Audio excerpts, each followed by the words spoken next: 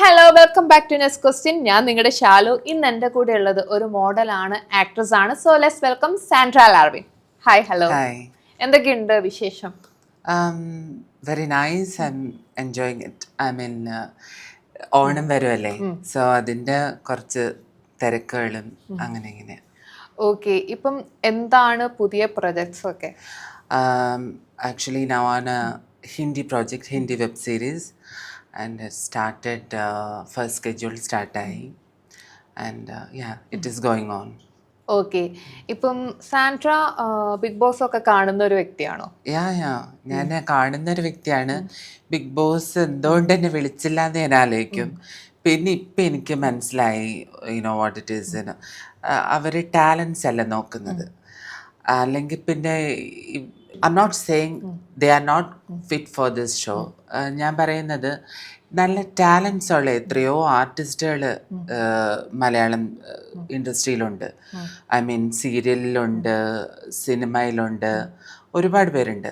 പക്ഷേ ഈ ഏഷ്യാനെറ്റ് പോലെയുള്ള ഇത്രയും നല്ലൊരു, ഞാൻ ഏഷ്യാനെറ്റിൽ സീരിയലൊന്നും ചെയ്തില്ല, ബട്ട് ഞാൻ വേറെ ചാനൽ, സി കേരള, സൂര്യ ടി വി, ഇതിലൊക്കെ ഞാൻ അഭിനയിക്കുന്ന ഒരു ആക്ട്രസ്സാണ്. ഞാനിപ്പോൾ ആഗ്രഹിച്ചിട്ടുണ്ട് ഏഷ്യാനെറ്റിൽ നല്ലൊരു സീരിയൽ ചെയ്യണം, അല്ലെങ്കിൽ ഏഷ്യാനെറ്റിലൊരു ഷോ ചെയ്യണം എന്നൊക്കെ ഞാൻ ആഗ്രഹിച്ചിട്ടുണ്ട്. അങ്ങനെ ഒരു ഇത്രയും നല്ലൊരു ചാനലിൽ ഒരു ക്വാളിറ്റീസും ഇല്ലാത്ത ആൾക്കാരെ ഇവർ സെലക്ട് ചെയ്ത് കൊണ്ടുവരുന്നു. അതിന് വേണ്ടിയിട്ട് അവർ നെഗറ്റീവ് പബ്ലിസിറ്റി ഉള്ള ആൾക്കാരെ കൊണ്ടുവരാൻ ശ്രമിക്കുന്നു, അല്ലെങ്കിൽ കൊണ്ടുവരുന്നു. അപ്പോൾ ഒരു ബിഗ് ബോസ് സീസൺ തുടങ്ങുന്നതിന് മുന്നേ ഇവരെന്തെങ്കിലുമൊക്കെ ഒരു കോണ്ടൻറ്റ് ക്രിയേറ്റ് ചെയ്തിട്ട് വരും. എന്നിട്ട് അവിടെ പ്രശ്നം, ഇത് പ്രശ്നം, ഇതാണ് what is this, I can't really understand. എന്നിട്ട് അവർ ആണ് ബിഗ് ബോസിൽ വരുന്നത്. അത് കണ്ടപ്പോൾ അതിനൊരു ക്വാളിറ്റി ഇല്ലാത്ത പോലെ എനിക്ക് തോന്നി. ആൻഡ് അപ്പം ഞാൻ അറുത്തു, വിളിച്ചാലും ഇല്ലെങ്കിലും ഞാൻ വേറെ ഡേറ്റ്സ് കളഞ്ഞ് എന്തായാലും ഇതിന് പോവണ്ടെന്ന് വിചാരിച്ചു. അതുകൊണ്ടാണ് ഞാൻ ഹിന്ദി ഡേറ്റ് കൊടുത്തത്. Also I never got a call from big boss, I don't no.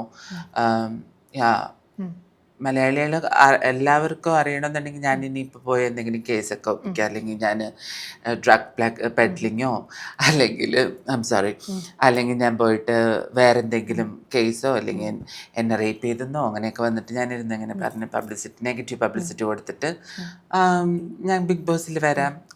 Is that അതാണ് അതിൻ്റെ വേ എന്നൊന്നും I'm just kidding. I'm saying this is not the right way actually. That is why അതുകൊണ്ടാണ് ഞാൻ അത് വലിയ ഇമ്പോർട്ടൻസ് കൊടുക്കാത്തത്. Okay, Sandra പറഞ്ഞു negative publicity ഉള്ള ക്വാളിറ്റി ഇല്ലാത്ത ആളുകളാണ് ബിഗ് ബോസിൽ. But at the same time അതിൽ ആക്ടേഴ്സ് ഉണ്ട് ആൻഡ് ഇല്ലെന്ന് ഞാൻ പറഞ്ഞില്ല, ഉണ്ട്. But very less people, only few people, very number of people only. അത്രയും ആർട്ടിസ്റ്റുകളല്ലല്ലോ ഇൻഡസ്ട്രിയിലുള്ളത്. ഓക്കെ, സോ ഇവിടെ നെഗറ്റീവ് പബ്ലിസിറ്റി എന്ന് ആരുദ്ദേശിച്ചാണ് സാൻഡ്ര പറഞ്ഞത്? ഐ എം നോട്ട് സേയിങ് ഒരാൾ അല്ലെങ്കിൽ രണ്ടുപേരൊന്നും ഞാൻ പറയുന്നില്ല. For an example, I know some people in that, അറിയുന്ന, അത് കഴിഞ്ഞ സീസണിലും ഉണ്ടായിട്ടുണ്ട്. എനിക്കറിയില്ല എന്തുകൊണ്ടാണ് അങ്ങനെ കുത്തിക്കയറ്റുന്ന പോലെ എനിക്ക് ഫീൽ ചെയ്തിട്ടുണ്ട്. എന്തുകൊണ്ട് നല്ല ആർട്ടിസ്റ്റുകളെ കൊണ്ടുവന്നു കൂടാ എന്നാണ് എൻ്റെ ക്വസ്റ്റ്യൻ. മനസ്സിലായത്? ഇനിയിപ്പോൾ നമ്മൾ ഇൻസ്റ്റാഗ്രാം ഫോളോവേഴ്സാണ് അവർ നോക്കുന്നത്. അപ്പം ഞാൻ ഈ ഷൂട്ടിൻ്റെ ഇടയിൽ നമ്മൾ എന്നെ ഫോളോ ചെയ്യും ഇങ്ങനെ എനിക്ക് നടക്കാൻ പറ്റില്ലല്ലോ. പിന്നെ ഞാൻ അങ്ങനെ ഒരു സെൽഫ് മാർക്കറ്റിംഗ് അല്ലെങ്കിൽ ഫെയിം നോക്കുന്ന ഒരു ആർട്ടിസ്റ്റ് അല്ല. എന്നെ പ്രൊഡ്യൂസേഴ്സ് വിളിക്കുന്നു, നമ്മൾ ആ പ്രോജക്റ്റിൽ പോയി വർക്ക് ചെയ്യുന്നു, അവരുടെ ടൈമിൽ നമ്മൾ വർക്ക് ചെയ്യുന്നു, അത് കംപ്ലീറ്റ് ചെയ്യുന്നു. അങ്ങനെ വർക്ക് ചെയ്ത് പോകുന്ന ഒരു ആക്ട്രസ്സാണ് ഞാൻ. ഇവിടെ ഒരു നടിമാരും 24 hours ആക്ട് ചെയ്തുകൊണ്ടിരിക്കുന്നില്ല ക്യാമറയുടെ മുമ്പിൽ, അല്ലേ? സോ ഈച്ച് ടൈം ഞാനൊരു ഹൗസ് വൈഫാണ്, മാരീഡാണ്. 5 വർഷം എൻ്റെ കല്യാണം കഴിഞ്ഞിട്ട്. ഞാനത് പബ്ലിക്കലി ഞാൻ കല്യാണം കഴിച്ചു എന്നും പറഞ്ഞിട്ടൊക്കെ ഭയങ്കര സംഭവം ഇട്ടൊന്നും ഞാൻ കാണിക്കുന്നില്ല. ഇറ്റ്സ് ഓൾ ലൈക്ക് ഭയങ്കരമായിട്ടും പബ്ലിസിറ്റി കൊടുത്താണ് പലരും പലതും കാണിക്കുന്നത്. എല്ലാം ഒരു സീസണിലാണ് വരുന്നത്, all related to big boss, അല്ലേ? അങ്ങനെ പറയേണ്ടി വരും. എനിക്കത് എന്തോ അങ്ങനത്തെ ഇതിനോടൊന്നും എനിക്ക് താല്പര്യമില്ല. അതുകൊണ്ടാണ് ഞാൻ അത് പറഞ്ഞത്. പിന്നെ പേരെടുത്തൊന്നും പറയാൻ പറയുന്നില്ല ഞാൻ, but I know very well. Okay. So ഈ ബിഗ് ബോസ് സീസണിൽ ഏത് ഇയറിലാണെങ്കിലും ഒരു ട്രാൻസ്ജെൻഡർ മസ്റ്റ് ആയിട്ട് ഉണ്ടാവും. അതെ. പക്ഷെ ഈ ഒരു സീസണിൽ ട്രാൻസ്ജെൻഡറിനെ കാണാൻ പറ്റില്ല. അതെന്തുകൊണ്ടാണ്? ലാസ്റ്റ് ഇയർ ജാൻമണി എന്ന് പറയുന്ന കോണ്ടസ്റ്റന്റിന്റെ ഭാഗത്ത് നിന്നുണ്ടായ നെഗറ്റിവിറ്റി ആണോ അതിന് കാരണം തോന്നിയിട്ടുണ്ടോ? Maybe. കാരണം even personally I fell so bad. എനിക്ക് വളരെ മോശമായിട്ട് തോന്നിയ ഒരുപാട് കാര്യങ്ങൾ ബിഗ് ബോസിൽ ജാൻമണിയുടെ സൈഡിൽ നിന്ന് ഉണ്ടായിട്ടുണ്ട്. അത് പറയാതിരിക്കാൻ വയ്യ, അല്ലേ? പക്ഷേ അത് എങ്ങനെ ന്യായീകരിച്ചാലും ഇത് ബാഡാണ്, അത് ബാഡ് തന്നെയാണ്, അല്ലേ? അപ്പോൾ പിന്നെ അത് മാത്രമല്ല, എന്താ ഫേവറിറ്റിസം ആർക്കും കൊടുക്കേണ്ട ആവശ്യമില്ല. ഞാൻ സെലിബ്രിറ്റി മേക്കപ്പ് ആർട്ടിസ്റ്റാണ്, അല്ലെങ്കിൽ ഞാൻ അതാണ്. അവിടെ ഒരു മത്സരാർത്ഥി എന്ന് പറയുമ്പോൾ ഒരു ഈക്വലി ട്രീറ്റഡ് ആയിരിക്കണം. അതാണ് ഫെയർ ഗെയിം, അല്ലേ? അതല്ലാതെ വരുമ്പോഴത്തേക്കും അവർക്ക് ഇപ്പം ഈ പ്രാവശ്യം നമുക്ക് നോക്കിയാൽ കാണാൻ മേക്കപ്പ് ഇല്ല, ഡ്രസ്സില്ല, ഒന്നുമില്ല. I would like to see Jaanmoni without makeup. Okay. അപ്പം അങ്ങനെ കുറെ എന്തോ ഐ ഡോണ്ട് റിയലി പക്ഷെ അണ്ടർസ്റ്റാൻഡ്. ജാൻമണി മേക്കപ്പ് ഇല്ലാത്ത വീഡിയോസ് ഒക്കെ അവരുടെ ഇതിൽ ഇട്ടിട്ടുണ്ടല്ലോ, റീൽസിലൊക്കെ ഇട്ടിട്ടുണ്ട്. But somehow she put something on it. I don't think so. Okay. So transgender കമ്മ്യൂണിറ്റിയുടെ കാര്യം പറഞ്ഞപ്പോൾ തന്നെയാണ് ഇപ്പം റീസെൻ്റ് ആയിട്ട് you are also an actress. പിന്നെ നമ്മുടെ ജാസിയുടെ കേസ് എടുത്ത് നോക്കുകയാണെങ്കിൽ രണ്ടാം കിട റോളുകൾ പിന്നെ ഞാൻ ചെയ്യില്ല, മീൻസ് പബ്ലിക്കായിട്ട് വേശ്യ അങ്ങനത്തെ റോളുകളൊക്കെ എനിക്ക് കോള് വരുന്നത്, ഞാൻ അങ്ങനത്തെ ചെയ്യില്ല, അതുകൊണ്ടാണ് ഫിലിം മീൻസ് വിട്ട് നിൽക്കുന്നതെന്നുള്ള രീതിയിലൊരു ഇത് വന്നിട്ടുണ്ടായിരുന്നു.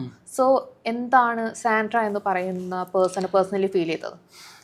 I feel so bad. എനിക്കത് എന്നെപ്പറ്റി പറഞ്ഞ പോലെ എനിക്ക് തോന്നിപ്പോയി. കാരണം എൻ്റെ ഫസ്റ്റ് ഫിലിമിൽ വിശുദ്ധരാത്രിയിലെ ഹീറോയിനായിരുന്നു ഞാൻ. അതിനകത്ത് എൻ്റെ ക്യാരക്ടറിൻ്റെ നെയിം മോനിഷ എന്നാണ്. She is A prostitute. Okay. എൻ്റെ അടുത്ത് ആ സ്ക്രിപ്റ്റ് പറഞ്ഞ സമയത്ത് ഞാൻ മോഡലിങ്ങിൽ ഭയങ്കര ബിസി ആയിരുന്നു. ഐ വാസ് കോൺട്രാക്റ്റഡ് വിത്ത് അഷാനെ brand, it's an international brand. അപ്പോൾ അത്രയും ഇതൊക്കെ ചെയ്തുകൊണ്ടിരിക്കുന്നുണ്ടായിരുന്നു. I was waiting actually. ഞാൻ ഐ വണ്ടർ വൈ എന്ന് പറഞ്ഞ ഫിലിമിന് ശേഷം നിമിഷ സജയൻ്റെ ഒപ്പമാണ് ഞാൻ അഭിനയിച്ചത് ബാക്ക് ഇൻ ദോസ് ഡേയ്സ്. അപ്പോൾ അതിന് ശേഷം എനിക്ക് ഒരുപാട് വന്നിട്ടുണ്ടായിരുന്നു. ചെയ്യണം എന്ന് ആഗ്രഹമുണ്ട്, പക്ഷെ ഒരു നല്ലൊരു റോള്, ഐ മീൻ നല്ല റോൾ എന്ന് വെച്ച് കഴിഞ്ഞാൽ ഒരു സെൻട്രൽ ക്യാരക്ടറായിട്ട്, അല്ലെങ്കിൽ ഒരു ലീഡോ ത്രൂ ഔട്ട് വരുന്നതോ, ഈവൻ ത്രൂ ഔട്ട് ഇല്ലെങ്കിൽ ഒരു ഇമ്പോർട്ടൻസ് ഉള്ളൊരു ക്യാരക്ടർ വേണം എന്നാണ് ഞാൻ ആഗ്രഹിച്ചിട്ടുണ്ട്. അതല്ലാതെ പ്രോസ്റ്റിറ്റ്യൂട്ടിൻ്റെ റോള് ചെയ്യാൻ പറ്റില്ല, അല്ലെങ്കിൽ ആൻറ്റിയുടെ റോള് ചെയ്യാൻ പറ്റില്ല, അമ്മയുടെ റോള് ചെയ്യാൻ പറ്റില്ല. That means they are not self confidence ഇല്ല. ഞാൻ എന്ത് റോള് കിട്ടിയാലും, ഇപ്പം നമ്മൾക്ക് ട്രാൻസ്ജെൻഡേഴ്സ് എത്ര നടിമാർ, അറിയപ്പെടുന്ന നടിമാർ കേരളത്തിലുണ്ട്. ഓൺലി ഫ്യൂ പീപ്പിൾ ഞാൻ അറിയുന്ന, അതായത് ഈ എല്ലാവരും ഇങ്ങനെ പറയണം ഞാൻ ആ പടത്തിൽ അഭിനയിച്ചു, ഞാൻ അങ്ങനെ ഒന്ന് റിലീസായിട്ട് ഞാൻ കാണുന്നില്ല. ഇവരൊക്കെ പറയുന്നല്ലാണ്ട് ഒന്ന് റിലീസായിട്ട് ഞാൻ കാണുന്നില്ല. ഞാൻ പോലും 3 പടത്തിൽ അഭിനയിച്ചിട്ടുണ്ട് ടോട്ടലി മലയാളം. അതിലൊരു പടമാണ് റിലീസായത്, ഒരെണ്ണം മാത്രം. പിന്നെ ഒരെണ്ണം ധ്യാൻ ശ്രീനിവാസൻ്റെ ഫിലിം ഞാൻ ചെയ്തായിരുന്നു, അത് ഇപ്പോഴും റിലീസായിട്ടില്ല. So it's take time. അങ്ങനെ. ബട്ട് ഓരോരുത്തരിങ്ങനെ ഇൻ്റർവ്യൂവിലൊക്കെ വന്നിട്ട് എല്ലാവരും ഇങ്ങനെ ഇരുന്ന് പറയും, അതുപോലെ അവർ വിളിച്ചു, ഇവർ വിളിച്ചു. എനിക്കറിയില്ല ഇത്രമാത്രം ആളുകൾ ഓടി നടന്ന് വിളിക്കുന്നുണ്ടെന്നൊക്കെ. അപ്പോൾ അത് ഒന്ന് കോൺഫിഡൻ്റ് ഉണ്ടാവണം. നമുക്ക് എന്ത് റോള് കിട്ടിയാലും അത് acting it's not an easy job. In front of the camera you might know about it, അല്ലേ? നമ്മൾ പെട്ടെന്നൊരു ഷോട്ട് എടുത്ത് ഇങ്ങനെ ഡയലോഗ് അങ്ങനെ അല്ലല്ലോ, കുറേ കഷ്ടപ്പെടുന്നു. ഞാൻ വിശുദ്ധരാത്രിയിൽ അഭിനയിക്കുന്ന സമയത്ത് അത് ആ സ്റ്റോറി എൻ്റെ അടുത്ത് പറഞ്ഞു, വേറെ ഒന്നും എനിക്ക് തന്നിട്ടുണ്ടായിരുന്നില്ല. പിന്നെ അവർക്കും ഒരു എന്താണ് പറയുന്നത്, കുറേ സജഷൻസ് വന്നു. ഇവരെ മാറ്റൂ, ഇവർ ഇംഗ്ലീഷാണ് പറയുന്നത്, മലയാളിയല്ലേ വേണ്ടത് എന്നൊക്കെ പറഞ്ഞ്. എനിക്ക് എങ്ങനെ തോന്നി, ഞാൻ മോഡലിംഗ് ഒക്കെ ചെയ്തിട്ട് അതൊരു ഗ്ലാമർ വേൾഡിൽ നിന്ന് ഒട്ടും തന്നെ തീരെ ഗ്ലാമർ ഇല്ലാത്ത ഒരു പ്രോസ്റ്റിറ്റ്യൂട്ട്, റോഡിൽ നടക്കുന്ന ഒരു സ്ട്രീറ്റ് പ്രോസ്റ്റിറ്റ്യൂട്ടിൻ്റെ ഒരു റോളിലേക്ക് നമ്മൾ വരുമ്പോൾ അങ്ങനത്തെ ഒരു മേക്കപ്പ്, അങ്ങനത്തെ ഒരു ആറ്റിറ്റ്യൂഡ്, ബിഹേവിയർ, അങ്ങനത്തെ ഒരു അല്ല, ആ ക്യാരക്ടറിലേക്ക് നമ്മൾ മാറണം. അതിന് ടാലൻറ്റ് വേണം. അതല്ലാതെ റീൽസ് ഉണ്ടാക്കിയിട്ട് എന്നെ എൻ്റെ കാമുകൻ ഇടിച്ചു, എൻ്റെ കാമുകൻ വേറെ ഒരു പെണ്ണിൻ്റെ കൂടെ കിടന്ന് ഉറങ്ങി എന്ന് പറഞ്ഞ് ഉണ്ടാക്കുന്ന ടാലൻ്റ് അല്ല ക്യാമറയുടെ മുമ്പിൽ ആക്ടിങ്ങിന് വേണ്ടത്. You have to learn so many things. ഞാൻ അഭിനയിച്ച വർക്ക് ചെയ്തിട്ടുള്ള ഡയറക്ടേഴ്സ്, എൻ്റെ കൂടെ അഭിനയിച്ചിട്ടുള്ള എനിക്ക് ഒരുപാട് എന്താണ് പറയുന്നത് ലക്കി എന്ന് ഞാൻ പറയും. കാരണം ഞാൻ അഭിനയിച്ച KB Venu, he is A very good actor. പിന്നെ ഞാൻ വർക്ക് ചെയ്തിട്ടുള്ള ഡയറക്ടേഴ്സ്, ഞാൻ KK രാജു, സീരിയലാണെങ്കിൽ പോലും KK രാജു സാറിൻ്റെ സീരിയലിലേക്കാണ് ഞാൻ ആദ്യം വരുന്നത്. അത് ഐ മസ്റ്റ് സേ ദാറ്റ് എന്നെ ബാക്ക് ടു എൻ്റെ മാരേജിന് ശേഷം ഞാൻ ബാക്ക് ടു വർക്കിലേക്ക് വരുന്നത് ഒരു ബ്രേക്കിന് ശേഷമാണ്. കൊറോണയൊക്കെ കഴിഞ്ഞിട്ട് ഒരു ബ്രേക്കിന് ശേഷമാണ്. അപ്പം അതിനെന്നെ കൂടുതൽ ഹെൽപ്പ് ചെയ്തത് റിയ തന്നെയാണ്. She is also doing very good roles in ഫിലിംസിൽ. അവർ നല്ല നല്ല റോളുകൾ ചെയ്യുന്നുണ്ട്. അങ്ങനെ കുറച്ച് ആൾക്കാർക്ക് അവർക്ക് കിട്ടുന്ന റോളുകൾ ആ ടാലൻറ്റ് വെച്ച് അവർ എന്താണെങ്കിലും അവർ അഭിനയിക്കുന്നുണ്ട്. അതവരുടെ ജോലിയാണ്. അതല്ലാതെ ഞാൻ അത് ചെയ്യാൻ പറ്റില്ല, ഞാൻ ഈ മൂന്നാം കിടയെന്ന് ചോദിക്കാനായിട്ട് എന്താണ് ഒരു പ്രോസ്റ്റിറ്റ്യൂട്ടിന് അതെന്ത് വേർഡാണത്? അപ്പം രണ്ടാം കിട, മൂന്നാം കിട എന്താണത്? What kind of attitude is that? അല്ലേ? നമ്മളൊരു ക്യാരക്ടർ അഭിനയിക്കുകയാണ്. I feel so proud to be an actress, അല്ലേ? അങ്ങനെയല്ലേ പേഴ്സണലി ചിന്തിക്കേണ്ടത്. അത് ഞാൻ ചോദിക്കട്ടെ, ത്രൂ ഔട്ട് ഒരു നായികയായിട്ടൊക്കെ അഭിനയിച്ചപ്പോൾ only one film got an award, അവർക്ക് ഒരു അവാർഡ് കിട്ടിയത്. ഞാനിപ്പോൾ ഇത്രയും സിനിമ ചെയ്തു, സീരിയലുകൾ കുറേ ചെയ്തു, and nobody even knows me. എന്നെ ഒരുപാട് പേർക്കൊന്നും അത്ര, കാരണം ഞാൻ അങ്ങനെ ഇൻ്റർവ്യൂ ഓടിപ്പോയി കൊടുക്കുന്ന ആളല്ല. ഞാൻ കൂടുതൽ ഇമ്പോർട്ടൻസ് ഡേറ്റ്സും എൻ്റെ വർക്കാണ് എനിക്ക് ഇമ്പോർട്ടൻറ്റ്. അപ്പം ഞാൻ അത് കളഞ്ഞിട്ട് ഇത് വന്നിട്ടുണ്ടെങ്കിൽ ഫെയിം നോക്കി വന്നാൽ ചിലപ്പോൾ എനിക്ക് അവിടുത്തെ എൻ്റെ അത് ഷൂട്ട് മുടങ്ങും. അതുകൊണ്ടാണ് ഞാനിത് വരാത്തത്. സീരിയൽ കാണാത്ത ആൾക്കാരാണ് യങ്സ്റ്റേഴ്സ് എന്ന് മൊത്തത്തിൽ എനിക്ക് പറയാൻ പറ്റില്ല. ബട്ട് ഞാൻ ഷോപ്പിങ്ങിനൊക്കെ പോകുമ്പോൾ പലരും വന്ന് സംസാരിക്കാറുണ്ട്, ചേച്ചിമാർ, അമ്മമാർ, അങ്ങനെ ഒത്തിരി പേര് വന്ന് സംസാരിക്കാറുണ്ട്. അതൊക്കെ എനിക്ക് കുറച്ച് പേർക്ക് അറിയാം. ഓക്കെ.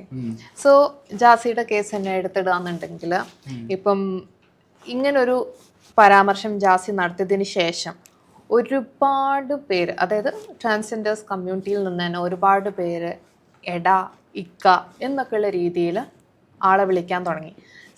ആൾ പറഞ്ഞത് മിസ്റ്റേക്കാണ്, കാര്യങ്ങളാണ് സമ്മതിക്കുന്നു. But at the same time ആൾ പറഞ്ഞ മിസ്റ്റേക്ക് ആണെന്ന് പറഞ്ഞ് കൂടെ നിന്ന് സപ്പോർട്ട് ചെയ്യാതെ, ആ ഒരു വാക്കുകൾ സപ്പോർട്ട് ചെയ്യണമെന്നല്ല പറയുന്നത്. ബിക്കോസ് ആൾ ചെയ്ത തെറ്റ് തന്നെയാണ്. ഒരു ട്രാൻസ്ജെൻഡർ കമ്മ്യൂണിറ്റി എന്ന് മാത്രമല്ല, ഫുൾ ഒരു സ്ത്രീത്വത്തെ അപമാനിക്കുന്ന രീതിയിലുള്ള കമൻറ്റ് തന്നെയാണ് ആൾ നടത്തിയത്.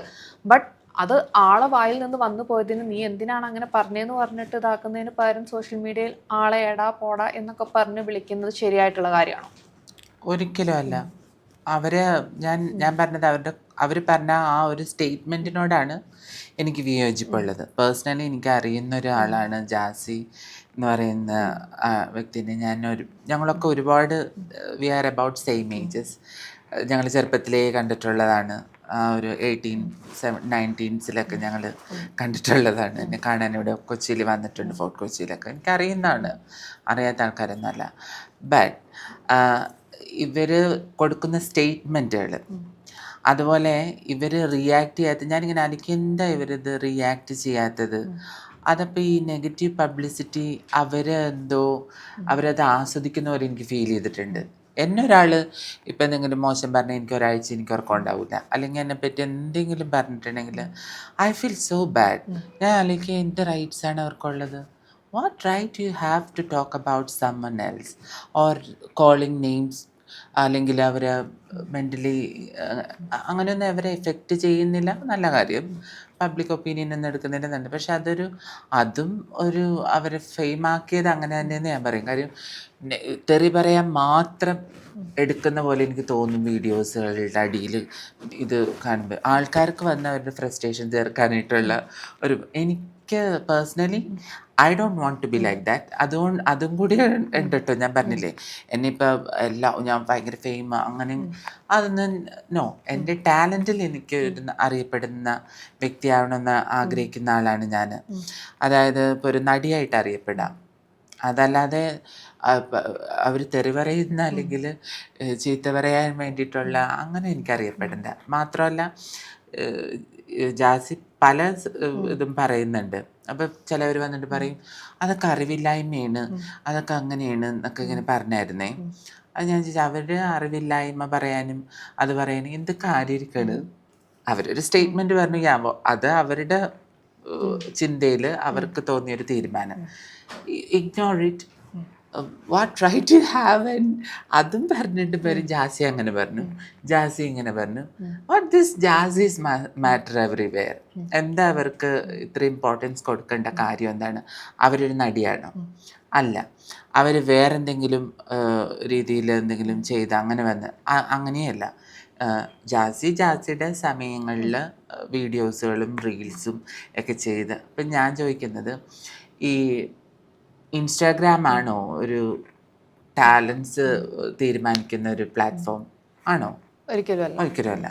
അതില്ലാത്ത എത്രയോ നടന്മാരുണ്ട്, ഇല്ലേ? അവരെയൊക്കെ നമ്മൾ എന്തെന്ന് പറയും. അപ്പം ജാസിയുടെ കാര്യം എനിക്കത് തന്നെ എനിക്ക് ഡിസ്കസ് ചെയ്യണമെന്ന് ഞാനിങ്ങനെ ആലോചിക്കും. കാരണം every one is talking about Jazzy. And Jazzy പറയുന്നത് അങ്ങനെ ടോക്ക് ചെയ്യാനുള്ള കാരണം എല്ലാവർക്കും ജാസിയോടുള്ള ഒരു ജലസ് ആണെന്നാണ്. എന്താണ് സാൻഡ്രയ്ക്ക് തോന്നിയിട്ടുള്ളത്? എനിക്ക് പ്രത്യേകിച്ച് ജലസ് തോന്നേണ്ട ഒരു ആവശ്യമില്ല. ബിക്കോസ് ഞാൻ I been married for 5 years. നല്ലൊരു ഹസ്ബൻഡായിട്ട് ഞാൻ വളരെ സമാധാനത്തോടുകൂടി ജീവിക്കുന്നു. എനിക്കിപ്പോൾ നല്ലൊരു ക്യാരക്ടർ വന്നു കഴിഞ്ഞാൽ ഞാൻ അഭിനയിക്കും. ഇപ്പോൾ ഞാൻ കൂടുതലും ക്യാരക്ടേഴ്സ് എത്ര ലെങ്ത് ഉണ്ടെന്ന് നോക്കാം. അപ്പോൾ അത്രയും ഡേറ്റ്സ് നമുക്ക് കിട്ടിയാൽ എനിക്ക് അത്രയും പേയ്മെൻറ്റ് കിട്ടും. അതൊന്ന്. പിന്നെ ഞാൻ വേറെ കുറച്ച് നമ്മളിപ്പോൾ എങ്ങനെ ആ ക്യാരക്ടർ ചെയ്താൽ അതെന്ത് മെസ്സേജാണ് കൊടുക്കുന്നതെന്നുള്ളതൊക്കെ ഞാൻ നോക്കും. എന്നാലും നല്ല സിനിമയിൽ ആ ക്യാരക്ടറിന് ഇമ്പോർട്ടൻ്റ് ഉണ്ട്, ആ ഫിലിമിൽ ആ ക്യാരക്ടറിന് ഇമ്പോർട്ടൻ്റ് ഉണ്ടെങ്കിൽ അത് 3-ാം കടയല്ല, 4-ാം കടയല്ല, 2-ാം കട, ഇത് കടയൊന്നും ഞാൻ നോക്കില്ല, ഞാൻ അഭിനയിക്കും. കാരണം അത് അഭിനയിച്ച് ആ ഡയറക്ടേഴ്സിനും പ്രൊഡ്യൂസേഴ്സിനും സാറ്റിസ്ഫൈ ചെയ്യാനായിട്ടുള്ള ടാലൻറ്റും കോൺഫിഡൻറ്റും ഉള്ളൊരു ആക്ട്രസ് ആയതുകൊണ്ട് ഞാനത് അഭിനയിക്കും. ഓക്കെ. സോ ഇനി നമുക്ക് സാൻഡ്രയിലോട്ട് തിരിച്ചറിയാം. ഇപ്പോൾ ഇത്രയും നേരം നമ്മൾ എക്സ്റ്റേണൽ ടോപ്പിക്സ് ആണ് സംസാരിച്ചത്, സാൻഡ്രയെ പറ്റി നമ്മൾ സംസാരിച്ചില്ല. സോ സാൻഡ്രയുടെ എക്സാക്ട് പ്ലേസ് ഒക്കെ എവിടെയാണ്, എവിടെ നിന്നാണ് വരുന്നത്? Actually I belongs to Fort Kochi. ഞാനൊരു ഫോർട്ട് കൊച്ചിക്കാരിയാണ്. I belongs to a very westernised family. അതുകൊണ്ടാണ് ഇൻ ബിറ്റ്വീൻ ഇംഗ്ലീഷ് വരുന്നത്. അപ്പം അതുകൊണ്ട് ഇനി എന്നെ അത് പറഞ്ഞ് ഇവർക്ക് മലയാളം അറിയാൻ പാടില്ല, ദിസ് ഇസ് മീ, അത് പറ്റാത്ത ആൾക്കാർക്ക് വാട്ട് ടു സേ. എനിക്ക് ചേട്ടനും ചേച്ചിയൊക്കെ ഉണ്ട്. ഫാമിലി മെമ്പേഴ്സൊക്കെ എല്ലാം അബ്രോഡ് സെറ്റിൽഡാണ്. ആൻഡ് ഞാൻ മാരീഡ് ചെയ്തിരിക്കുന്ന ഒരു മലയാളി തന്നെയാണ്. എൻ്റെ ഫാമിലി കുറച്ച് ഒരു പ്രോബ്ലംസ് വന്നത് ആ സമയത്ത് കുറച്ചൊരു പ്രോബ്ലംസ് വന്നായിരുന്നു. അതൊക്കെ സോഷ്യൽ മീഡിയയിലൊക്കെ ഒരുപാട് ഇങ്ങനെ ഭയങ്കരമായിട്ട് ഇത് വന്നതാണ്. എൻ്റെ ഹസ്ബൻഡിനെ വീട്ടുകാർ പൂട്ടിയിട്ടു, എന്നെ കല്യാണം കഴിക്കാതിരിക്കാൻ വേണ്ടിയിട്ട്. അങ്ങനെയൊക്കെ കുറേ മെൻ്റൽ ഹോസ്പിറ്റലിലൊക്കെ കൊണ്ടുപോകാൻ ശ്രമിച്ചു പുള്ളീനെ. അപ്പം അതൊരു മലയാളി ആയതുകൊണ്ട് ഞാൻ ഓൾറെഡി പറഞ്ഞു, നിങ്ങൾ ഒരു ഗംഗയോ ആരതിയോ അങ്ങനെ ആരെങ്കിലും പോയി കല്യാണം കഴിച്ച് സുഖമായിട്ട് ജീവിക്കും, നോട്ട് മീ. എനിക്ക് ഒന്നാമത്തെ കാര്യം ഒരു മലയാളീനെ മാരേജ് ചെയ്ത് ഇന്ത്യയിൽ സെറ്റിൽ ആവണമെന്ന് never imagined, never thought about it. ഞാൻ കാനഡയിൽ പോയി സെറ്റിൽ ചെയ്യാനായിട്ടുള്ള almost I was about to leave this country. അങ്ങനെ ഇരിക്കുമായിരുന്നു. ഇവിടെ ഒന്നും ചെയ്യാൻ പ്രത്യേകിച്ചൊന്നും, കുറച്ച് മോഡലിംഗ് ഒക്കെ ചെയ്തു, ഫിലിം ചെയ്തു, അങ്ങനെ പോകുന്നു എന്നല്ലാതെ you know I thought to settle down somewhere else, more secure ആയിട്ട് അങ്ങനെ ആലോചിച്ചപ്പോൾ. But accidentally I met this guy in airport, fall in love. പിന്നെ നമ്മൾ പ്രണയിക്കാൻ തുടങ്ങിയാൽ പിന്നെ നമുക്ക് പിന്മാറാൻ പറ്റില്ലല്ലോ. ഞാൻ മാരേജ് ചെയ്തു. പുള്ളി ഇങ്ങോട്ട് വന്നു, പുള്ളി തന്നെ ഇനീഷ്യേറ്റ് ചെയ്ത്. അദ്ദേഹം ഒരു യഥാർത്ഥത്തിലുള്ളൊരു പുരുഷനാണ്, ട്രാൻസ്മെന്നോ അങ്ങനെ ഒന്നുമല്ല, ഒരു നല്ലൊരാണാണ്. എന്താ പറയുന്നത്. പിന്നെ ഞങ്ങളുടെ മാരേജ് എന്തുകൊണ്ട് പബ്ലിക്കലി ഭയങ്കര ഇതാക്കിയില്ല എന്ന് വെച്ച് കഴിഞ്ഞാൽ, എനിക്ക് അതിനുള്ള ഒന്നാമത്തെ കാര്യം സമയം, രണ്ടാമത്തെ കാര്യം ഫിനാൻഷ്യലി കുറച്ച് പ്രശ്നങ്ങളുണ്ടായിരുന്നു. Because we have to start from beginning, from 0-1 തുടങ്ങണമായിരുന്നു. അങ്ങനെയായിരുന്നു ഫ്ലാറ്റ് എടുക്കേണ്ട monthly. So I spend almost my savings for that and also my time. ഞാൻ മോഡലാണ്, നടിയാണെന്ന് പറഞ്ഞ് കല്യാണം കഴിച്ചിട്ട് പിന്നെയും ഷൂട്ടിന് പോയി കഴിഞ്ഞ് കഴിഞ്ഞാൽ ദിസ് വോണ്ട് വർക്ക്. അപ്പോൾ അതുകൊണ്ട് ഞാൻ ഐ ടുക്ക് എ ബ്രേക്ക്. എല്ലാത്തിൽ നിന്ന് ഞാനൊരു ബ്രേക്ക് എടുത്തു. എന്നിട്ട് ഞാൻ അങ്ങനെ പോയി. പിന്നെ എൻ്റെ ഹസ്ബൻഡ് ഒരു എൻജിനീയറാണ്. He works at abroad. പുള്ളി പുറത്തേക്ക് പോയതിന് ശേഷമാണ് റിയ എന്നോട് പറഞ്ഞു എന്തുകൊണ്ടാണ് വരാത്തത്, നീ തിരിച്ചു വരൂ, ആക്ട് ചെയ്യും, നല്ല റോൾസുകളിലൊക്കെ അഭിനയിക്കൂ എന്നൊക്കെ പറഞ്ഞു. അപ്പോൾ 2-3 സിനിമകളൊക്കെ ഇങ്ങനെ വന്നപ്പോൾ ഈ സെയിം കാറ്റഗറിയിലുള്ള ക്യാരക്ടേഴ്സ് വന്നപ്പോഴത്തേക്കും ഞാനിങ്ങനെ വേണ്ട എന്നുള്ളൊരു ഇതായിരുന്നു. നമ്മളെ കൺവിൻസ് ചെയ്താണ് ഓരോ ക്യാരക്ടേഴ്സ് വരുന്നത്. നിങ്ങൾക്ക് സ്റ്റേറ്റ് അവാർഡ് നോമിനേഷൻ ഉണ്ടാവും, അതാണ് ഇതാണെന്നൊക്കെ പറഞ്ഞൊക്കെ വരും. But nothing going to happen, I know. അങ്ങനെ KK രാജീവ് സാറിൻ്റെ സീരിയലിലാണ് ഞാൻ വരുന്നത് ഫസ്റ്റ്. ആൻഡ് പിന്നെ ഞാൻ ലാസ്റ്റ് വർക്ക് ചെയ്തത് മാധവൻകുട്ടി സാറിൻ്റെ സീരിയലായിരുന്നു. അങ്ങനെ നല്ലൊരു റോള് തന്നെയായിരുന്നു. ത്രൂ ഔട്ട് നമുക്ക് ആ ക്യാരക്ടറുണ്ട്, ലീഡ് റോളാണ് വരുന്നത്. എന്നും പറഞ്ഞ് ഞാൻ അങ്ങനത്തെ റോളുകൾ മാത്രം ചെയ്യുന്നല്ല, ഐ ക്യാൻ പ്ലേ എവരിതിങ്. ഇപ്പം നിങ്ങൾക്ക് നോക്കിയാൽ കാണാം, ഞാൻ പോലീസായിട്ട് അഭിനയിക്കുന്നുണ്ട്, എയർ ഹോസ്റ്റസ് ആയിട്ട് അഭിനയിക്കുന്നുണ്ട്, ഞാനൊരു പ്രേതമായിട്ട് അഭിനയിക്കുന്നുണ്ട്, പിന്നെ ഒരു സാധാരണ ലേഡിയായിട്ട് അഭിനയിക്കുന്നു, പിന്നെ ഇങ്ങനെ വീണയൊക്കെ വായിക്കുന്ന ഒരു അങ്ങനെയൊക്കെ അങ്ങനെ എല്ലാ ക്യാരക്ടേഴ്സും നമ്മൾ അഭിനയിക്കുന്നുണ്ട്. വെറൈറ്റീസ് ഓഫ് ക്യാരക്ടേഴ്സ് നമ്മൾ ചെയ്യുന്നുണ്ട്. അത് ചെയ്യാനായിട്ടുള്ള ഒരു ഫ്ലെക്സിബിലിറ്റിയാണ് ഒരു ആക്ട്രസിന് വേണ്ടത്.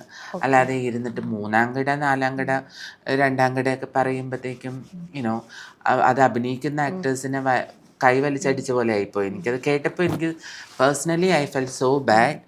എങ്ങനെ പറയരുത്, നിങ്ങൾക്ക് താല്പര്യമില്ലെങ്കിൽ നിങ്ങൾ അഭിനയിക്കണ്ട, അത് മറ്റു ആൾക്കാരാരെങ്കിലും അഭിനയിച്ചോളും അല്ലേ. താല്പര്യമുള്ള എത്രയോ പേരുണ്ട്, അവസരങ്ങൾ കിട്ടാത്ത എത്രയോ ആൾക്കാരുണ്ട് അല്ലേ. അപ്പം അതാ. ഓക്കെ. സോ പിന്നെ സാൻഡ്ര എപ്പോഴാണ് ട്രാൻസ്ജെൻഡർ ആണെന്ന്, മീൻസ് ഈ ഒരു ഉള്ളിൽ ഒരു സ്ത്രീ ഉണ്ടെന്ന് തിരിച്ചറിഞ്ഞത് എപ്പോഴാണ്? ഉള്ളിൽ സ്ത്രീ ഉണ്ടെന്ന് തിരിച്ചറിഞ്ഞത് അതിന് ഞാനൊരു പുരുഷനാണെന്ന് എനിക്ക് ഒരിക്കലും ഫീൽ ചെയ്തിട്ടില്ല. അപ്പോഴല്ലേ നമുക്ക് എൻ്റെ ഉള്ളിൽ സ്ത്രീയാണ്, ഒരു ദിവസം എഴുന്നേറ്റിട്ട് എനിക്ക് സാരി ഉടുക്കണം, അല്ലെങ്കിൽ ഞാൻ കല്യാണം കഴിച്ച് ഒരു ഭാര്യയൊക്കെ ഉണ്ടായിട്ടാണ് ഞാൻ പോയിട്ട് അയ്യോ ഞാൻ ഇപ്പോഴാണ് അറിഞ്ഞത്. That is not fair. നമ്മളെ സ്വയം മനസ്സിലാക്കാതെ ആണോ നമ്മൾ പിന്നീട് നമ്മളിതൊക്കെ മാറ്റി പറയുന്നത്? ഉടുപ്പ് മാറുന്ന പോലെ മാറുന്ന ഒരു ഇതല്ലല്ലോ ക്യാരക്ടർ നമ്മളുടെ. അല്ലെങ്കിൽ സ്വയം നമ്മളുടെ ഉള്ളിൽ സിറ്റുവേഷൻസ് ഉണ്ടാവാം, ഇല്ലെന്ന് ഞാനും പറയുന്നില്ല. പല സിറ്റുവേഷൻസ് ഉണ്ടാവാം. പലവരും പറഞ്ഞു കേട്ടു, ഞാൻ കല്യാണം കഴിച്ചതിന് ശേഷം കുട്ടി ഉണ്ടായതിന് ശേഷം ആണ് തിരിച്ചറിഞ്ഞത് എനിക്ക് അങ്ങനെ. അപ്പോൾ കുറച്ച് കഴിയുമ്പോഴത്തേക്കും പിന്നെ അവർ പറയും സർജറി ചെയ്യണ്ടായിരുന്നു, സർജറിയിൽ കുറേ പ്രശ്നങ്ങളുണ്ട്, എന്താ ഇത് അറിയില്ലേ, ഇതെന്ത് ഇത് വെറുതെ ഒന്ന് ഉറങ്ങി എഴുന്നേൽക്കുമ്പോൾ പെണ്ണാവുന്നൊന്നും അല്ല. You are going under so many stages, like you need to take psychiatric counsellings, ആ ഒരു സെക്ഷൻ കഴിയണം. You need to underwent hormone treatment, അതൊരു പ്രൊസീജിയർ കഴിയണം. അക്കോർഡിംഗ് ടു ഓരോ person to person is different. അപ്പോൾ അതിനനുസരിച്ചിട്ടുള്ള ട്രീറ്റ്മെൻറ്റ് ഡോക്ടേഴ്സിന് സജസ്റ്റ് ചെയ്യാൻ പറ്റുള്ളൂ. അങ്ങനെ ആണ് സെക്സ് റീഅസൈൻമെൻറ്റ് സർജറിയിലേക്ക് അവർ വരുന്നത്. അത് കഴിഞ്ഞിട്ടും പിന്നെയും നമ്മൾ കണ്ടിന്യൂ ചെയ്യേണ്ട ഒരുപാട് കാര്യങ്ങളുണ്ട്. ഇതൊന്നും ചെയ്യാതെ അല്ലെങ്കിൽ ഇതിനൊന്നും ഒരു ഇമ്പോർട്ടൻസ് കൊടുക്കാതെ വേറെ എന്തൊക്കെയോ ആലോചിച്ചിട്ട്, അല്ലെങ്കിൽ ഞാൻ പെട്ടെന്ന് പെണ്ണായി കഴിഞ്ഞാൽ ഫെയിം ആവും, അല്ലെങ്കിൽ ഞാൻ പെണ്ണായി മാറിയിട്ടുണ്ടെങ്കിൽ ഭയങ്കരമായിട്ട് എന്നെ ആൾക്കാർ ശ്രദ്ധിക്കും, അല്ലെങ്കിൽ ഇതാണ് എനിക്ക് ക്യാഷ് ഉണ്ടാക്കാൻ പറ്റുന്ന ഏറ്റവും നല്ലൊരു ഈസി വേ എന്നൊക്കെ തീരുമാനിച്ച് പലരും വന്ന പോലെ എനിക്ക് ഫീൽ ചെയ്തിട്ടുണ്ട്. അത്തരം ആളുകൾ ഇരുന്ന് പലതും പറയുന്നുണ്ട് പബ്ലിക്കലി. അത് കേട്ട ആൾക്കാർ വാവ് വെരി നൈസ് എന്നൊക്കെ ഇങ്ങനെ പറയുന്നുണ്ട്. I feel so പിറ്റി on that. I mean അങ്ങനെ എനിക്ക് പറയാൻ പറ്റുള്ളൂ. എനിക്ക് തോന്നിയിട്ടില്ല ഞാനൊരു പുരുഷനാണെന്ന്. അത് ചെറുപ്പം തുടങ്ങി എനിക്കങ്ങനെ തോന്നിയിട്ടില്ല. ആൻഡ് അത് നിങ്ങളെൻ്റെ ഒരു ചെറുതിലത്തെ ഫോട്ടോസ് നോക്കിയാൽ പോലും വളരെ കുഞ്ഞായിരിക്കുമ്പോൾ, ഇപ്പോൾ നിങ്ങളുടെ മുടിയൊക്കെ ബോയ് കട്ട് ചെയ്ത് നിങ്ങൾ കുഞ്ഞായിരിക്കുമ്പോൾ നിങ്ങളെ ഐഡൻറ്റിഫൈ ചെയ്യാൻ പറ്റുമോ നിങ്ങൾ ആണാണ് പെണ്ണാണെന്നൊക്കെ? ഒരു ആൺകുട്ടിയുടെ ഡ്രസ്സ് ഇടിച്ചാൽ. അപ്പം അങ്ങനത്തെ ഫോട്ടോസായിട്ട് കിട്ടും എന്നല്ലാതെ കുറച്ച് കഴിഞ്ഞിട്ട് പിന്നെ നിങ്ങൾ നോക്കിയാൽ A girl with short hair. ഞങ്ങളുടെ ഫോർട്ട് കൊച്ചിയിൽ എന്നൊക്കെ പറയുമ്പോൾ അവിടെ മിക്ക ഗേൾസും സെൻറ്റ് മേരീസിലൊക്കെ പഠിക്കുന്നവരൊക്കെ ആണെങ്കിലും ഷോർട്ട് ഹെയർ ആയിരിക്കും. അപ്പം ഞാൻ അതിൽ കൂടിയൊക്കെ പോകുമ്പോൾ ആളുകൾ അങ്ങനെ ആണ് വിചാരിച്ചുകൊണ്ടിരുന്നത് വെച്ചത്. Nobody knows me. I mean ഞാനിങ്ങനെ ആണെന്നൊന്നും അറിയത്തില്ലായിരുന്നു.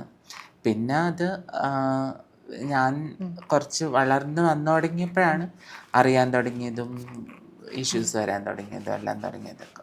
സോ സാൻഡ്ര ഒരു ട്രാൻസ് വുമൺ ആണെന്ന് വീട്ടിൽ ഓപ്പൺ അപ്പ് ആയപ്പോൾ എന്തേ പ്രശ്നം ഉണ്ടായിരുന്നു? ഞാൻ ചോദിക്കാൻ കാരണം വേറൊന്നുമല്ല, പൊതുവേ ട്രാൻസ്ജെൻഡേഴ്സിൻ്റെ കഥകൾ പറയുമ്പോൾ അവർക്ക് പറയാൻ വളരെ വിഷമകരമായിട്ടുള്ള കാര്യങ്ങളുണ്ട്. വീട്ടിൽ പൂട്ടിയിടുക, മെൻ്റൽ ഹോസ്പിറ്റലിൽ കൊണ്ടിടുക, അങ്ങനെ കുറേ പ്രശ്നങ്ങൾ. സോ എന്തെങ്കിലും മോശമായിട്ട് നേരിടേണ്ടി വന്ന വീട്ടുകാരുടെ ഭാഗത്തുനിന്ന്? അതാ ഞാൻ പറഞ്ഞത്, ഞാൻ ചെറുതിലേ വളരെ ചെറുതിലേ തുടങ്ങി ഫെമിനിൻ ആയതുകൊണ്ടിട്ട് എൻ്റെ പാരൻസിന് അത് മനസ്സിലാക്കാൻ പറ്റി എന്നുള്ളതാണ്. അപ്പോൾ അവരൊരു എക്സ്ട്രാ കെയർ എനിക്ക് തരുന്നുണ്ടായിരുന്നു. എനിക്ക് ചേച്ചിയുണ്ട്, ചേട്ടനുണ്ട്, 4ാമത്തെ കുട്ടിയാണ് ഞാൻ ശരിക്കും. പക്ഷേ ഒരാൾ മരിച്ചുപോയി ബിഫോർ ബർത്ത്. അപ്പം ഞാൻ മൂന്നാമത്തെ ഞങ്ങളുടെ ഫാമിലിയിൽ തന്നെ ലാസ്റ്റത്തെ കുട്ടിയായിരുന്നു. അപ്പോൾ അതിൻ്റെ ഒരു എക്സ്ട്രാ പാമ്പറിങ്ങും കെയറിങ്ങും എല്ലാം എനിക്കുണ്ടായിരുന്നു. പിന്നെ ഞാൻ അങ്ങനെ അങ്ങോട്ട് ഭയങ്കര ഒരു ബഹളം അങ്ങനെ ഒന്നും ഉണ്ടായിരുന്നില്ല. ബട്ട് നോർമൽ ചൈൽഡ്ഹുഡ് ഒക്കെ ആയിരുന്നു.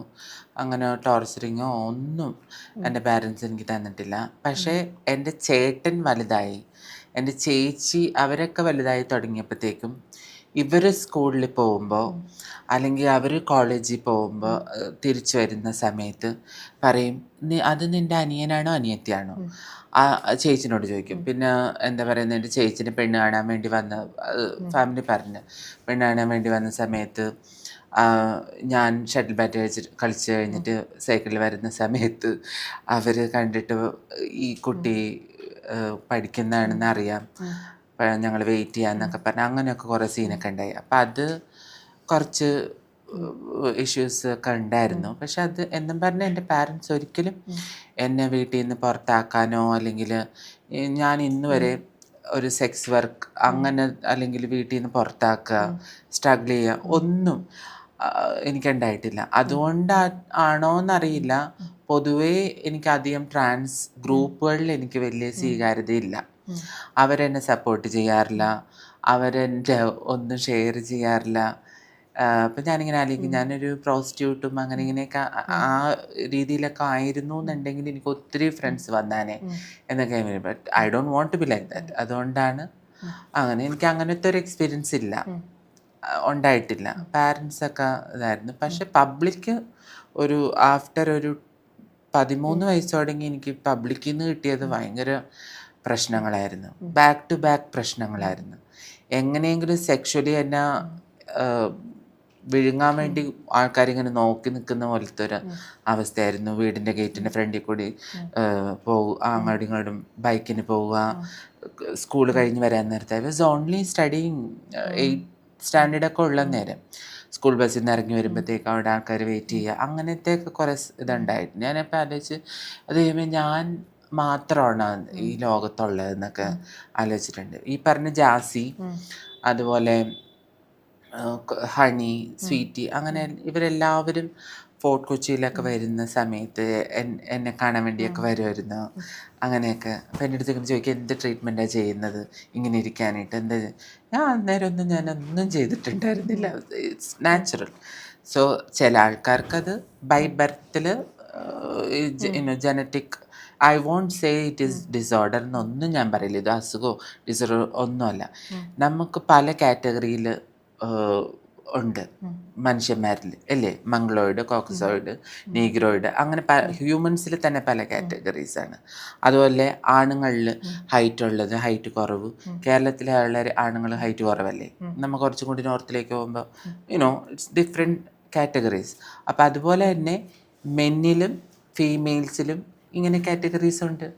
മനസ്സിലായോ? നാച്ചുറലി ഇത് സർജിക്കലി ആൻഡ് ട്രീറ്റ്മെൻറ്റൊക്കെ ചെയ്തു വരുന്നതാണ് വേറൊരു രീതിയിൽ. മനസ്സിലായോ? അതൊരു ആഡിങ്സ് പോലെ. എൻ്റെ പാരൻസിന് അങ്ങനത്തെ ഇഷ്യൂസ് ഒന്നും ഉണ്ടായിരുന്നില്ല. ഓക്കെ. ഇപ്പം സർജറി ഒക്കെ കഴിഞ്ഞിട്ട് എത്ര വർഷമായി? ഞാൻ കഴിഞ്ഞ ഒരു ബ്രേക്കിന് ഞാനൊരു സർജറി ചെയ്യേണ്ടി വന്നു. അത് ഇങ്ങനെ ഷൂട്ടിൻ്റെ ഇടയിൽ ഇങ്ങനെ ഒരു വർക്ക് ചെയ്യാൻ വേണ്ടി പോയ സമയത്ത് എൻ്റെ ബ്രസ്റ്റ് സൈസ് കുറവാണെന്ന് പറഞ്ഞപ്പോഴത്തേക്കും ഞാനിങ്ങനെ നാച്ചുറലി ഉള്ളതിനേക്കാൾ ഇത് കുറച്ചും കൂടി വേണം എന്നിങ്ങനെ പറഞ്ഞപ്പോൾ ഞാനിങ്ങനെ ആലോചിച്ച് എന്ത് ചെയ്യും അങ്ങനെ അപ്പം ഞാൻ I was thinking to do something. അങ്ങനെ ഞാൻ ആണ് ഞാനൊരു സർജറി ഞാൻ ചെയ്തത്. And yeah I done my I mean ഇത് കണ്ടിന്യൂ ചെയ്യണം. നമ്മൾ ട്രീറ്റ്മെൻറ്റ് കണ്ടിന്യൂ ചെയ്ത് പോകണം. ഒരു 60 to 70 years വരെ നമ്മൾ ഹോർമോൺസ് കണ്ടിന്യൂ ചെയ്യേണ്ടി വരും. നോട്ട് ഓൺലി സർജിക്കൽ ഇത് മാത്രമല്ല, അത് സർജറി ചെയ്യുന്നതാണ്. മോർ ഓവർ നമ്മൾ കണ്ടിന്യൂ ചെയ്യേണ്ടതെന്ന് പറയുന്ന വേറെ കുറേ കാര്യങ്ങളുണ്ട്. ഇൻറ്റേർണലി നമ്മുടെ ബോഡി അതിലേക്ക് മനസ്സിലായി. ഇപ്പം നിങ്ങളുടെ ബോഡിയിൽ ഇപ്പം ഞാനൊരു ഇപ്പോൾ ഇത് കമ്മലിട്ടിരിക്കുകയാണ്, ആ ഹോളിൽ ഞാൻ തുളച്ചിട്ടാണ് ഇട്ടിരിക്കുന്നത്. അത് സർജിക്കലി ചെയ്ത ഒരു പ്രൊസീജിയർ പോലെ തന്നെയാണ്. ഇത് ഊരി ഞാൻ വെച്ചിട്ടുണ്ടെങ്കിൽ കുറേ നാളത് ഇട്ടിട്ടില്ലെങ്കിൽ അതെന്താ സംഭവിക്കുന്നത്? അടഞ്ഞു പോകും. സിമ്പിൾ. ഓക്കെ. സോ ഞാൻ പൊതുവെ കുറച്ച് സ്റ്റോറീസ് കേട്ടിട്ടുണ്ട്. ആഫ്റ്റർ സർജറി ഭയങ്കര ബുദ്ധിമുട്ടാണ്. മെയിൻലി ഡൗൺ ഏരിയ ഒക്കെ നമുക്കൊന്ന് യൂറിൻ പാസ് ചെയ്യണ പോലും പിന്നൊക്കെ കുത്തിയിട്ട് ചെയ്യണം എന്നൊക്കെ പറയുന്നുണ്ട്. അതിലെന്തെങ്കിലും സത്യാവസ്ഥയുണ്ടോ? അത് സർജറീസ് പെർഫോം ചെയ്യുന്നത് പല രീതിയിലുണ്ട്, പല മെത്തേഡുണ്ട്. അത് ഇൻറ്റസ്റ്റൈൻ ഉപയോഗിച്ച് ചെയ്യുന്നൊരു മെത്തേഡ്, പിന്നെ സ്കിന്ന് ഓൺ സ്കിന്ന് തന്നെ എടുത്ത് ഉള്ളിലേക്ക് വെച്ച് വജൈന കനാൽ ക്രിയേറ്റ് ചെയ്യുന്നൊരു മെത്തേഡ്, ഇതൊന്നുമില്ലാതെ ഷേപ്പിംഗ് ചെയ്യുന്ന ഷേപ്പ് മാത്രമായിട്ട് ചെയ്യുന്ന ഒരു മെത്തേഡ്, അങ്ങനെ ഉള്ള പല മെത്തേഡുകളുണ്ട്. ഇതൊന്നും അല്ലാതെ ഇതിനെപ്പറ്റി ഒന്നും അറിയാത്തൊരു അല്ലെങ്കിൽ ഇതൊന്നും ഇല്ലാത്ത സമയത്തൊക്കെ കുറേ പേര് പോയിട്ട് ഇങ്ങനെ കട്ട് ചെയ്യുന്നു. അങ്ങനെ കുറേ പേര് കുറേ ക്ലിനിക്സിലൊക്കെ പോയിട്ടൊക്കെ എന്തൊക്കെയോ ചെയ്തു വെച്ചിട്ട് ആണ് അങ്ങനത്തെ പ്രശ്നങ്ങളൊക്കെ വരുന്നത്.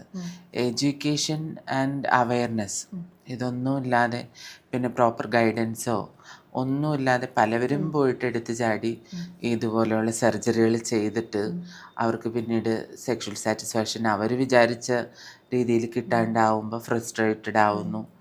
അവർ പിന്നെ ഇൻ്റർവ്യൂവിൽ വന്ന് പറയുന്നു. അത് അങ്ങനെയാണ് ഇത്തരം പ്രശ്നങ്ങൾ കൂടുതലും സംഭവിക്കുന്നത്. You need to aware of that what you are going to do. This is your body അല്ലേ. നമ്മളുടെ കൈ ഒന്ന് പൊള്ളി, അത് ഉണങ്ങി പഴയ പോലെ ഒരിക്കലും ആവത്തില്ല. ഇപ്പം എൻ്റെ കൈ ഇവിടെ കുക്ക് ചെയ്തപ്പോൾ പൊള്ളിയതാണ്, അത് പഴയ പോലെ ആവത്തേ ഇല്ല. ഞാനത് ഷൂട്ടിന് പോകുമ്പോൾ മേക്കപ്പ് ഇട്ടാണ് കവർ ചെയ്യുന്നത്. അതുപോലെ തന്നെയാണ് നമ്മൾ ചെയ്യുന്ന സർജറീസ് ആണെങ്കിലും എന്താണെങ്കിലും. It is your body, it's not a plastic or something, you know. Okay, ഇത് പറഞ്ഞപ്പോഴാണ് ഒരു ക്വസ്റ്റ്യൻ എനിക്ക് ചോദിക്കാനുള്ളത്. കാരണം മുമ്പ് 2-3 വീഡിയോ ഞാൻ കണ്ടിട്ടുണ്ടായിരുന്നു. ഒരു മെന്നിൽ നിന്ന് ഒരു ട്രാൻസ് വുമൺ ആവുക, എന്നിട്ട് അതിനുശേഷം വീണ്ടും ആള് പഴയ പോലെ സർജറി ചെയ്ത് തിരിച്ചു വരുന്ന കേസസ് കണ്ടിട്ടുണ്ട്. സോ അങ്ങനത്തെ കേസസിനോട് എന്താണ് പറയാനുള്ളത്?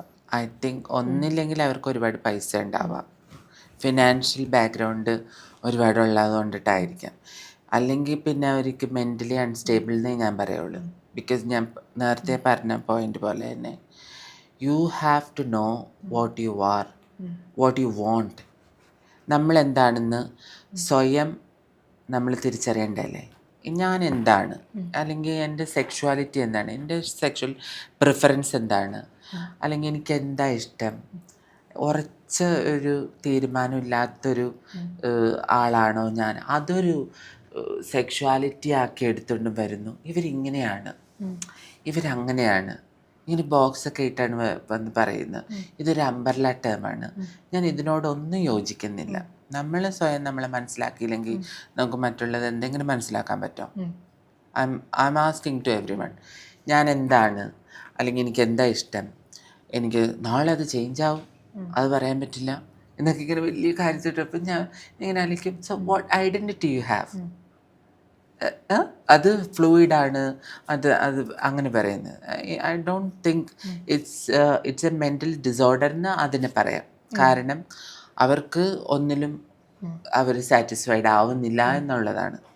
പുരുഷനാവുന്നു, അത് കഴിഞ്ഞിട്ട് പുരുഷനായിരുന്ന ആൾ ഒരുപാട് പൈസ കൊടുത്ത് 6 lakhs ഒക്കെ കൊടുത്താണ് ഇവർ ഇത്തരം സർജറികൾ ചെയ്യുന്ന. ഫ്രീ ഒന്നും അല്ല, അല്ലെങ്കിൽ ഒരു സ്ഥലത്ത് ഇതൊന്നും ഈസി ആയിട്ടൊന്നുമില്ല. 2 lakhs rupees നമ്മളുടെ ഗവൺമെൻറ് കൊടുക്കുന്നുള്ളൂ സർജറി റീഫണ്ടിന്. ബാക്കിയുള്ള പൈസ ആര് തരും? ആഫ്റ്റർ കെയറിനുള്ള കാശ് ആര് തരും? ലേസർ ട്രീറ്റ്മെൻറ്റിനുള്ള കാശ് ആര് തരും? ഹോർമോൺ ട്രീറ്റ്മെൻറ്റിനുള്ള പൈസ ആര് തരും? ഡോക്ടറിനെ കൺസൾട്ട് ചെയ്യുന്നതിനുള്ള ക്യാഷ് ആര് തരും? മനസ്സിലായോ? അപ്പം ഒന്നില്ലെങ്കിൽ അവർക്ക് കാശുള്ളത് കൊണ്ടിട്ടായിരിക്കാം, പിന്നെ മെൻ്റലി അൺസ്റ്റേബിൾ ആയിട്ടുള്ള ആൾക്കാരായിരിക്കാം. അതല്ലാതെ എന്താ പറയണത്, എനിക്ക് പിന്നെ ഇതൊക്കെ വന്നിട്ട് സോഷ്യൽ മീഡിയയിൽ വന്നിരുന്ന് പറയുമ്പോൾ എൻ്റെ ഒരു റിക്വസ്റ്റ് എന്ന് പറയുന്നത്, വരുന്ന ജനറേഷനിലുള്ള, അതായത് പുതിയ തലമുറയിലുള്ള ആൾക്കാരോട് എനിക്ക് പറയാനുള്ളത്, ഇതൊന്നും കണ്ട് നിങ്ങൾ ഇൻസ്പയർഡ് ആവരുത്. എൻ്റെ ഒരു റിക്വസ്റ്റാണ്. കാരണം ഒരു നോർമൽ ലൈഫ് ആണ് എപ്പോഴും ഒരാൾ, ഞാൻ പോലും ആഗ്രഹിക്കുന്നത്.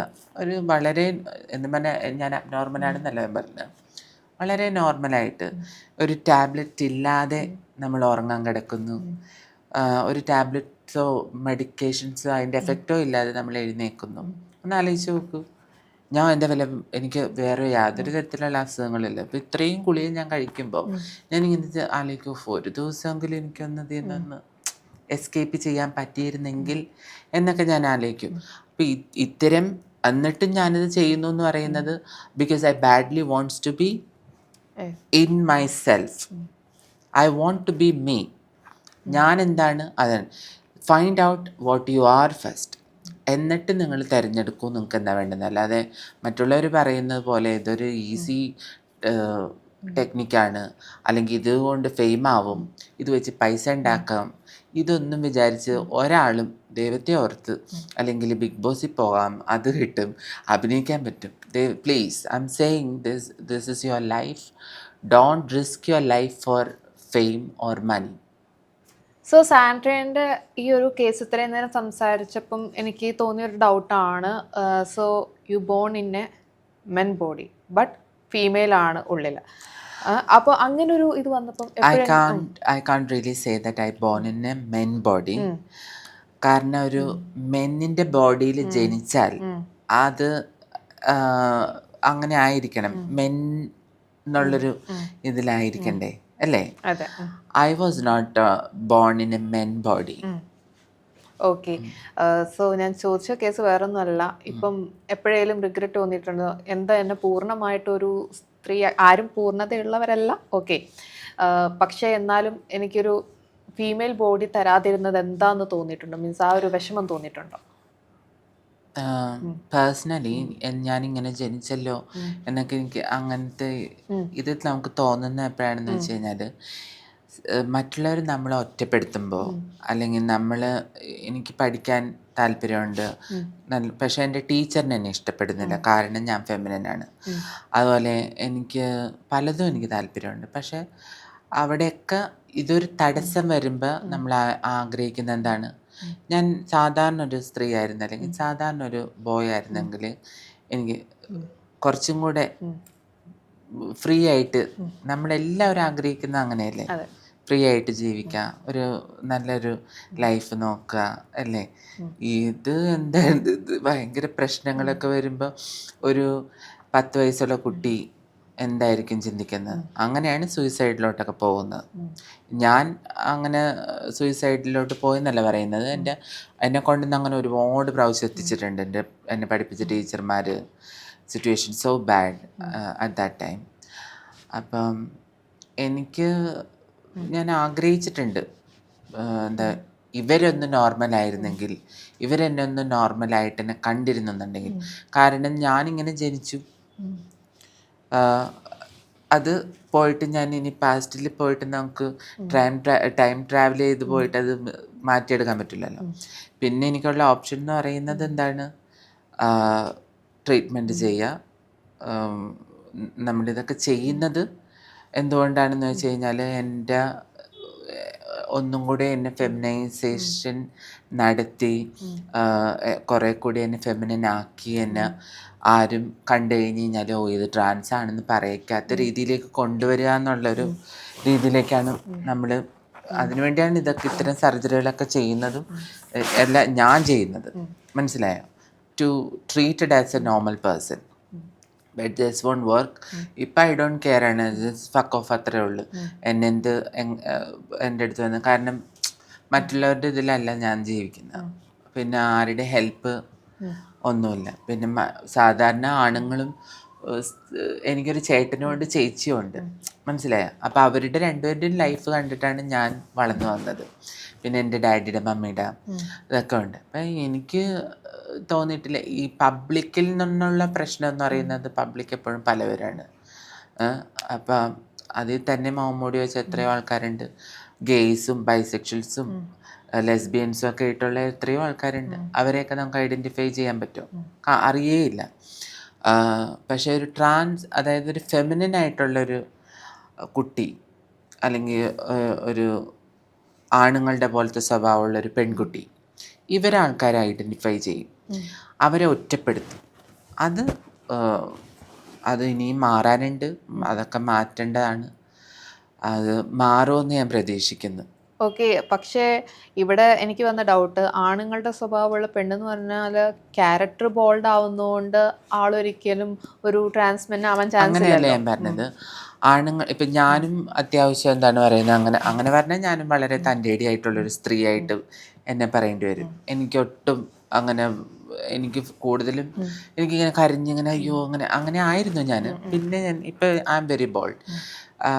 ബോൾഡ്നെസ് അല്ല ഇവിടെ പുരുഷത്വം എന്ന് പറയുന്നത്. അത് കാണുമ്പോൾ നമുക്ക് ഒരു ആൺകുട്ടിയുടേതായിട്ടുള്ള ഫേഷ്യൽ ഫീച്ചേഴ്സ്, ഫിസിക്കലാണെങ്കിലും അവർ ചെയ്യുന്ന ആക്ടിവിറ്റീസ്, ഫിസിക്കൽ ആക്ടിവിറ്റീസ്, അതൊക്കെ കാണുമ്പോൾ നമുക്ക് ഇത് ശരിക്കും ഒരു ആൺകുട്ടിയാണല്ലോ അല്ലേ, വിത്തൗട്ട് എനിത്തിങ് നമുക്ക് മനസ്സിലാവും. അതാണ് ഞാൻ ഉദ്ദേശിച്ചത്. ഓക്കെ, സോ പബ്ലിക്കിൽ ഭയങ്കര പ്രശ്നം ഉണ്ടായിരുന്നു, ടീച്ചേഴ്സിന്റെ റിയാക്ഷൻ പറഞ്ഞു. ഇപ്പൊ സ്റ്റുഡൻസിന്റെ അടുത്ത് നിന്നാണെങ്കിലും എന്തെങ്കിലും മോശമായിട്ടുള്ള അനുഭവങ്ങൾ ഉണ്ടായിട്ടുണ്ട്. സ്റ്റുഡൻസിൻ്റെ അടുത്ത് നിന്ന് ഉണ്ടായിട്ടുണ്ട്. ഞാൻ ക്ലാസ് കഴിഞ്ഞ് വരുന്ന വഴിയിൽ വെച്ച് എനിക്ക് പ്രശ്നങ്ങൾ ഉണ്ടായിട്ടുണ്ട്. അതല്ല ഞാൻ പറഞ്ഞത്, ഇത് എനിക്ക് മാത്രമല്ല, ഈ പ്രായം കഴിഞ്ഞ പാരൻസിനോടും കൂടിയാണ് ഞാൻ പറഞ്ഞു വരുന്നത്. നിങ്ങളുടെ കുട്ടികൾ ഫെമിനിൻ ആണെന്നുണ്ടെങ്കിൽ നിങ്ങൾ വീട്ടിൽ നിന്ന് അടിച്ച് പുറത്താക്കല്ല ചെയ്യേണ്ടത്. അവരൊരു എക്സ്ട്രാ കെയർ കൊടുക്കണം, സംരക്ഷണം കൊടുക്കണം.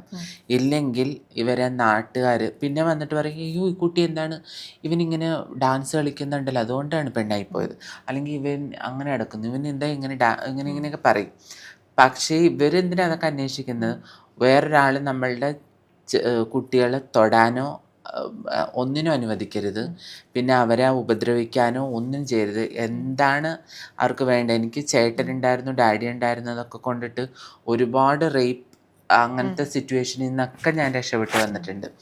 പിന്നെ എന്താ പറയുന്നത്, ഒരുപാട് ആൾക്കാരുടെ ആ ഒരു സെക്ഷലി അവരുടെ ആ ഒരു എന്താ പറയുന്നത്, എങ്ങനെയെങ്കിലും നമ്മളങ്ങോട്ട് ഉപയോഗിച്ച് കളയാനായിട്ടുള്ള ഒരു വ്യഗ്രത, മനസ്സിലായോ?